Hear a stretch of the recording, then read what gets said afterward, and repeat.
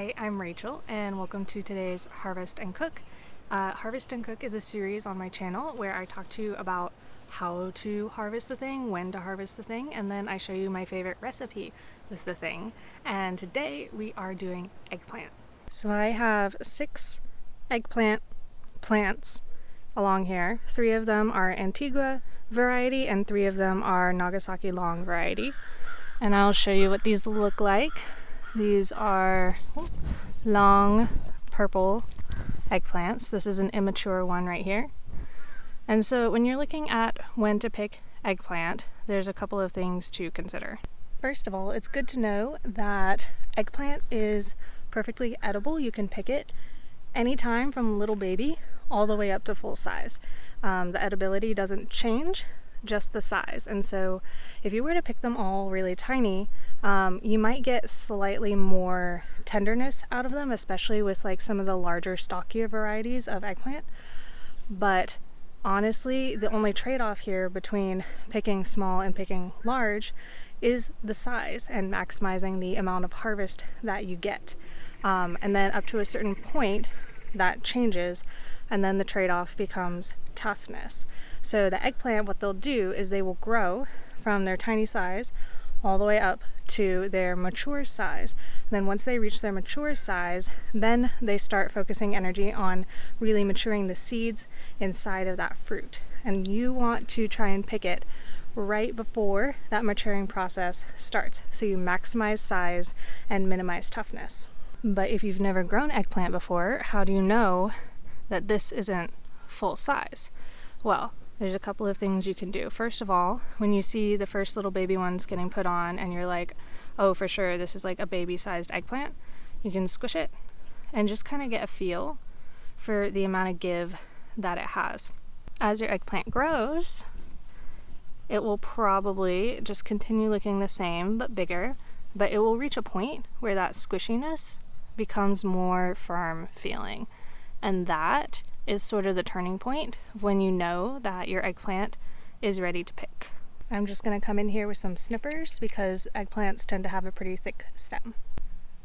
This is going to be a little hard for you to see because of all the leaves, and I'm only one person with one hand.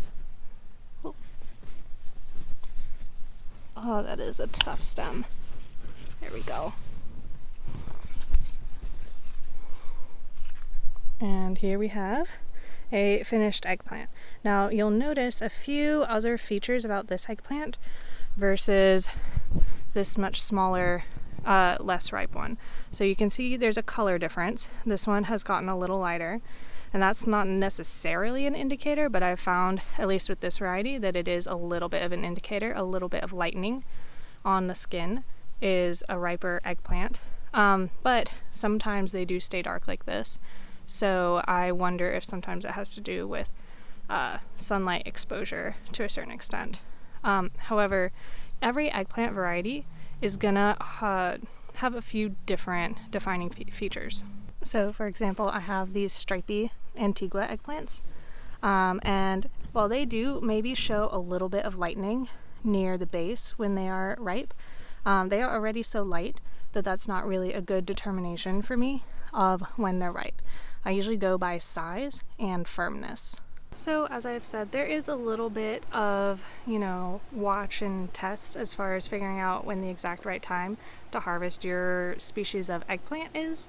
But I will say, if you let it go a little too long, the amount of toughness that you get in return is usually not so bad. So I don't want you to be like super anxious about getting it at exactly the right time. If you are really concerned about it being tender, earlier is better than later. But if it's your first time growing eggplant, I really suggest picking them at multiple stages and just kind of seeing how they look on the inside. All right, well, let's take this inside and I will show you one of my favorite ways to cook up my eggplant. So because I am growing so much eggplant at a time, I can get really bored of cooking eggplant, but this recipe I do not get bored of. It is so tasty. It is called Chinese ginger garlic eggplant. I can't remember anymore where I found it online, but it is so good. It is a crispy eggplant that is covered in a soy sauce, of course, with your ginger and your garlic, and it is served usually over rice. And the crispy, crunchy outside and the kind of like soft inside of the eggplant is just like perfection for me.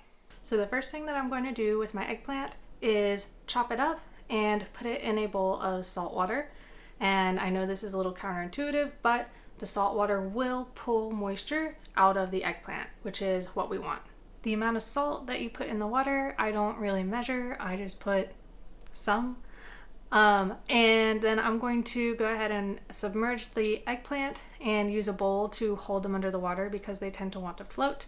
And I'm gonna let these sit for about 15 minutes before I do anything else with them. So something that I want to show you before we move on, as I cut my eggplant, you can see there's like the beginnings of seeds in here, like right here. If your eggplant is a little overripe, you will see more defined seeds going through it. And if it's less ripe, then you might not see the beginnings of any seeds at all. But this level of seeding I would consider pretty ideal as far as, like I said, maximizing your size to tenderness in the eggplant.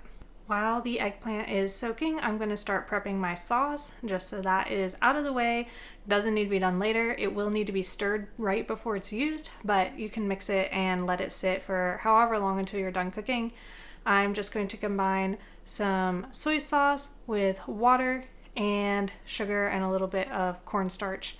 By the way, all of these measurements will be in the description below. Now, after I prep the sauce and the eggplant is still soaking, I can go ahead and chop my garlic and ginger if I want. I am using squeezed ginger today because my own ginger crop has not come in. And so I minced up the garlic. If you had regular ginger, you would mince that up too. And then I prepped a bowl of cornstarch. This is just for dipping my eggplant in before I fry it up. So you don't need a whole lot, and anything you don't use is perfectly clean enough to just go right back into the container. Once your eggplant is done soaking, go ahead and drain the water and then use a clean kitchen towel or paper towels to pat the remaining water off the surface of your eggplant. Now we're actually going to get into the cooking stage of things. So go ahead and heat up a pan to, I guess, about medium high. It really depends on your particular stove. But what we're going for is a heat that is high enough to crisp the eggplant without really burning the eggplant or searing the outside. We do kind of want it to cook and get soft. So you're going to coat each individual piece of eggplant with cornstarch and then put it in your pan with a little bit of oil. I use vegetable oil in this case just because it has a higher smoke point than olive oil.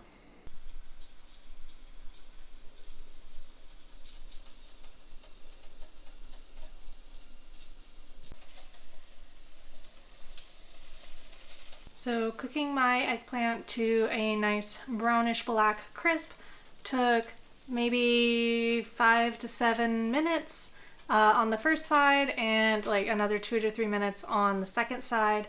I pulled those out onto a paper towel to kind of drain the excess oil. Once you've got all of your eggplant cooked, then the next step is going to be to start your sauce. You're going to add in your ginger, your garlic. There's an optional chopped pepper in here for a little heat if that's what you like. And just stir that around with the remaining oil until it is fragrant. This is going to be like maybe 30 to 60 seconds. And then you're going to just dump your eggplant back in. Make sure you mix up your little sauce real good one last time, and then pour that in over the top of everything. And immediately as it's sizzling, mix it all together until everything is nice and coated. And again, you can just serve this immediately over rice. It's also fine by itself. It's really, really tasty either way. And here is my bowl to enjoy. What I really like about this meal is that the eggplant stays a little crispy even though we just coated it with a sauce. So it's kind of like a best of both worlds thing. It's a little hot. Very, very tasty. Alrighty guys, and that is it from me today. As always, if you have any questions, you can leave them in the comments below, and remember the full recipe with measurements is in the description. Additionally, in the description, you can find the link to my Patreon page.